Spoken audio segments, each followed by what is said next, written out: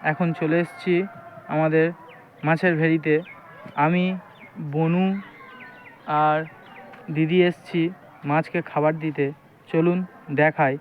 আমরা মাছের খাবার হিসেবে ব্যবহার করি আটা, গুঁড়ো,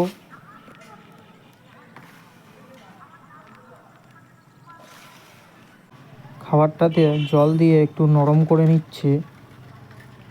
এবার জল দেওয়ার পরে একসঙ্গে ভালো করে মিশিয়ে ভেড়িতে ছড়াবো।